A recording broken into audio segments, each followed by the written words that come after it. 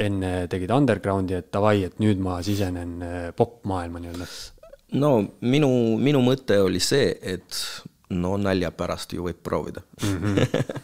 Ja hakkaski nagu kõik naljast vaata, aga no läks nii suureks asi, et pärast ma vaatasin, et raha toob ka, no miks mitte.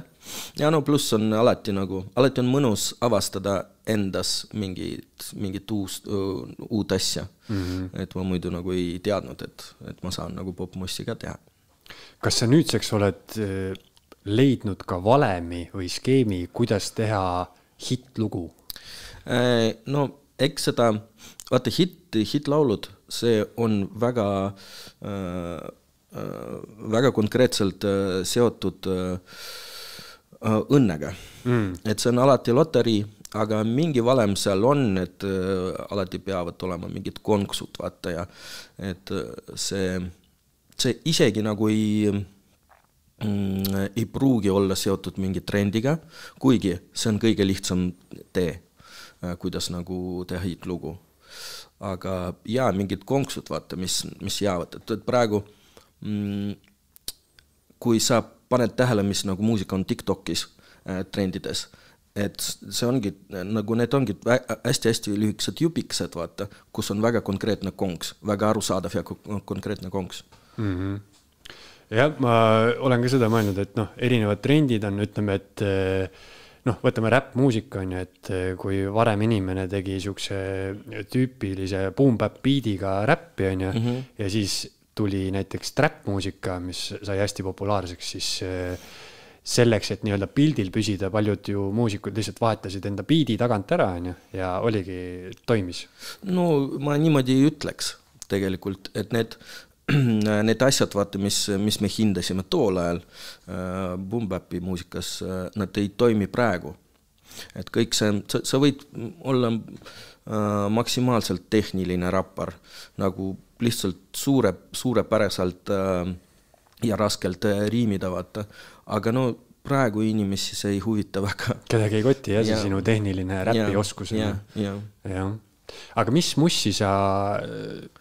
No ma olen seda küsimust ka palju küsinud, et kui ma olin väike ja kuulsin mingit muusikat, siis oli lihtsalt väikse poisina oli niimoodi, et kas meeldib või ei meeldi, aga teadlikult nagu ise hakanud mussi kuulama, siis mina hakkasingi esimesena räppi kuulama, et ma hakkasin ise seda otsima, ise valima, et mis mussi sa ise esimesena nagu teadlikult hakkasid kuulama? Teadlikult, ma arvan, see oli rock, see oli vene rock.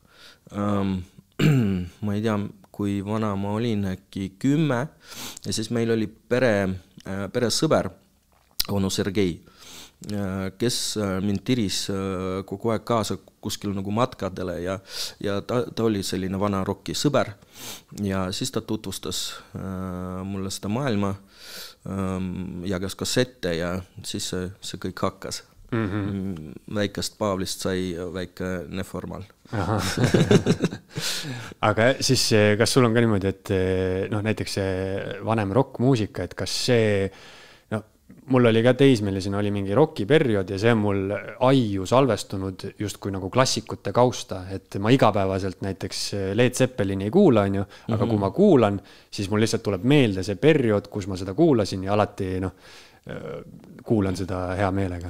No muusika ongi ajamassin, et vahest mul on kodus plaadiriiul ja ma võin, vahest mul ei ole nagu lihtsalt mõtted, et mida mängima panna, ma võtan lihtsalt lambist mingi plaadi, viskan peale ja see võib tulla nagu vana plaat, mis ma olen kuulnud olles 20 ja mõni lugu viidab täiesti, ta viib mind sinna olukorda, kus tihtipeale on seotud mingi tüdrukuga, kes mul kätte ei andnud.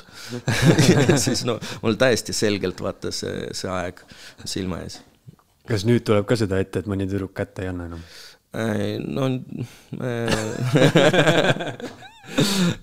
Sellest me saime juba aru, väga mitte. Aga kusjuures on ja niimoodi, et tihtipeale mingi lugu viibsid mingisugusesse aega ja siis sa mäletad mingisugust suhet või kas tüdrukuga või siis mingisugust sõprade seltskonda või hästi ajamasin on tõesti õige võrdlus sellele. Eesti esu.